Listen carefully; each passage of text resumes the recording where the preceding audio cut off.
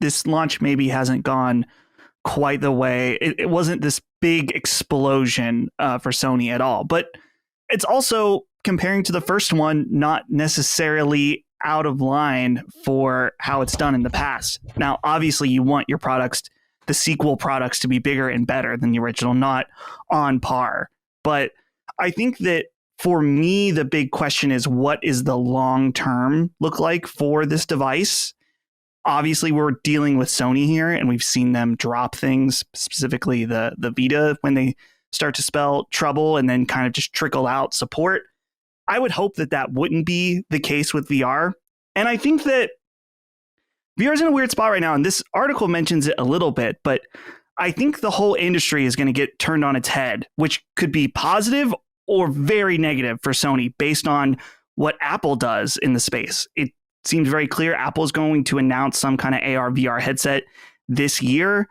I don't know really what that looks like or who it's going to be marketed towards or whatever, but it's certainly going to change things. Anytime there's a established product out and then Apple comes in, it changes the course of all the other products in that market. And so, like I said, this could be very bad, or it could be a rising tide helps everybody, all these VR headsets at the same time. So I think that the key thing for a lot of consumers with VR, if I was Sony, I'd be thinking, we need to get this in stores just so people see it. It has visibility. Whether or not people choose to buy it there, having a presence in stores, I think, is going to be absolutely essential. And second, it needs to be showcased. It needs to have a strong showcase showing at whatever they do next, that there is confidence from first party, from PlayStation in this product, that if you choose to invest, that you can feel confident that Sony is going to make it worth your while. Because that's the number one thing I hear in the comments from our episode, on comments of this show, and just in general, is that people don't have confidence right now because Sony hasn't really told you what the roadmap is for this product. And I don't blame them.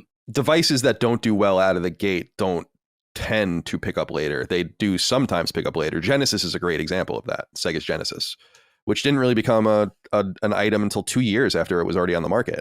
People had their plenty of opportunity to buy it and they didn't. It's not really apples to apples, but it's just something to consider, because I look at PSVR2 and I do see some arguments that are salient, specifically about how the sales, we don't know how well it's actually sold. We have rumors of 270 to 300,000 units, something like that. But that doesn't seem very appreciable. However, people do point out a very good point, which is the install base of PS5 is much lower than the install base of PS4 was when PSVR 1 came out. So you can't really compare the two. Plus, one is much more expensive than the other. Both the ability to get in on the base console plus the PSVR unit in real money is more expensive. So there are those things that I don't think I took into account the first time around that do make some sense. But I can just look at the telemetry on places like PSN profiles and the attention it gets on places like PowerPix and all the rest. And I just can tell, I mean, the people that you need to be playing your game, the hardcore PlayStation fans, it doesn't seem like they're really there in huge droves. And that's going to be a problem. I said a while ago, before this was even publicly announced, that they're competing with a very, very competitive VR market. Quest is everywhere.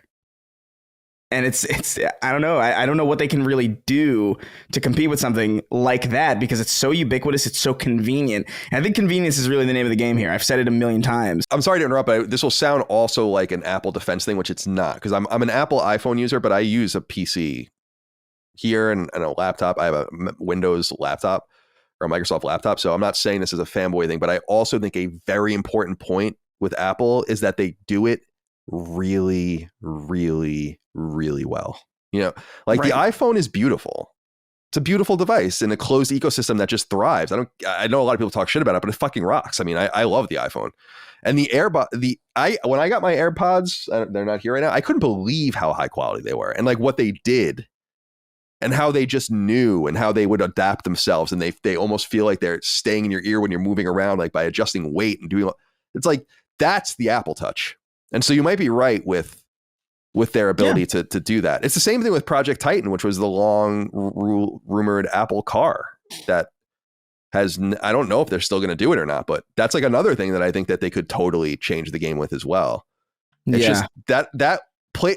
And I do think Apple and PlayStation are corollaries, like in their respective fields. PlayStation has the boutique feel of Apple. It's just not nearly as big as Apple. But in the gaming space, PlayStation, I think, is best known for its high quality kit.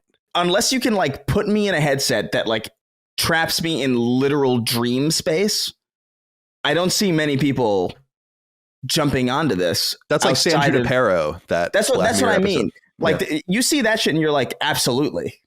Like, absolutely. Like, think of like the most fun dream you've ever had and Right. how realistic that is and how sensational and like how there's no like awkward, like you're not plugging anything in. It's this awkward weighted thing. And that's amazing. It's also impossible. I don't know. VR might be one of those things that just isn't going to happen. It feels like you hear stories of people in the 70s, for instance, getting reel to reels, right? And having film, like people with money having film and film nights at their house with like movies that just came out.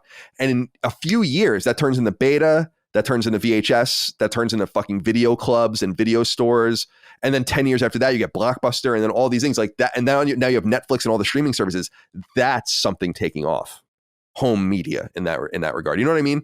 So to me, I don't see that kind of momentum here. And it just might be one of those things where people just don't want to do it, even no matter how good it is. But I still say let's talk about Hasbro, for instance, my beloved Hasbro, G.I. Joe, right? The most, they love nostalgia. They eat up our nostalgia. That's what they do with Transformers and G.I. Joe and all these different brands. And they just re-release things. You know what the most nostalgic thing they could do is to make a fucking toy aisle in a VR headset where you can card, you just select 1988 Toys R Us. And then it's all the different products on the shelves and you card through them and you look at them as if they were then. Dude, that's fucking grabbing people and getting, to your point, a dreamlike state. Imagine you buy a PS4 and then you only play Knack and then decide you don't like the PS4. Yeah, that's fair. That's what I'm just saying. You gotta Knack is a Horizon game or two. All right, that's true. All right, so what is the game that I should be playing? And I don't want a multiplayer game or anything like that. Like, you know me. So what is the game that I should be playing that I'm not playing on PSVR2? I'll play it this weekend. I want to make sure I give the right recommendation because I know how important this is. My gut. Okay, I don't want to say this firmly as the recommendation, but I will tell you my gut reaction is Resident Evil 7. Yeah. Okay, I'll write that down.